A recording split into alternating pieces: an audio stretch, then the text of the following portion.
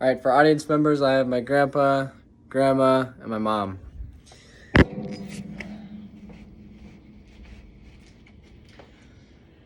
All right, so why are we told that 8 hours is the magic number for sleep that we're supposed to get per night? And what happens when we don't get that and we undersleep or oversleep? And even if that is the magic number, why aren't we actively trying to achieve that on a daily basis?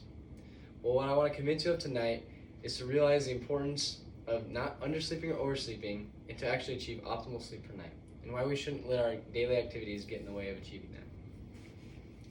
So to start off, a research study done by Eric Suney from the Sleep Foundation shows us that there's different age groups. For every different age group, there's a different requirement of number of hours for sleep that they needed to get per night. We see that as a 65-year-old or over, there is a requirement for 7 to 8 hours per sleep. And there's a trend that as an individual gets younger, they need more sleep. That's why a newborn, from anywhere from 0 to 3 months old, needs 14 to 17 hours of sleep per night.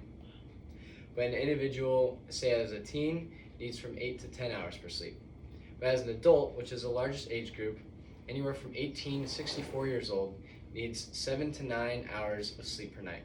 And right in the middle is the 8 hours, and that's why we get 8 as the magic number of sleep per night. So what happens when we oversleep? Well, according to a study done by Rosie Osmond from AmeriSleep, there's many chronic long-term effects to oversleeping. These can be cognitive impairment, depression, increased inflammation, increased pain, fertility implications, high risk of obesity, high risk of diabetes, high risk of heart disease, and high risk of stroke. Now, all these things sound pretty bad, but that's usually as a result from long-term oversleeping, which isn't as common as undersleeping, especially in our day and age. So what are the effects of undersleeping? Well, coincidentally, there's the same long-term effects to undersleeping as oversleeping, but there's many more short-term effects to undersleeping than oversleeping. Some of those short-term effects are, and this is according to the Cleveland Health Clinic, there's a lack of alertness, excessive daytime sleepiness, impaired memory, increased relationship stress and stress sensitivity to other things, an overall decreased quality of life, and a greater likelihood for car accidents due to a lack of focus on events going on in front of us. So all these things, again, they sound pretty bad, but why do we actively choose to undersleep every day? Well, this is largely due to the fact that there's two parts of our lives, our work and our play.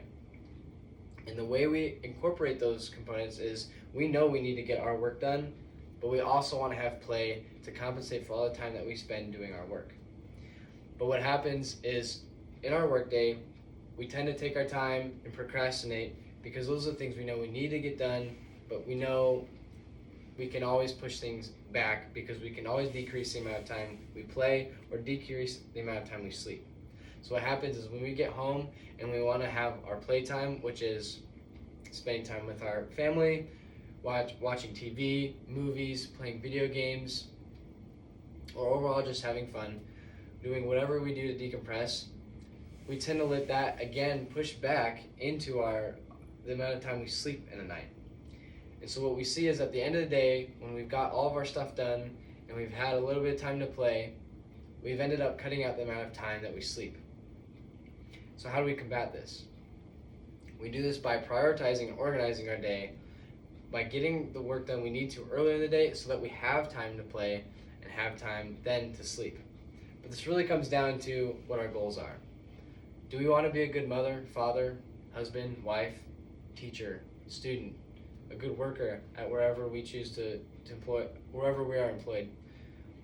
How do we do that? We realize that our goals for tomorrow are impacted by our choices today.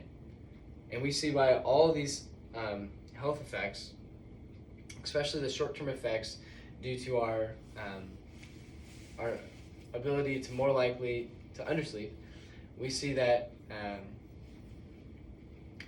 we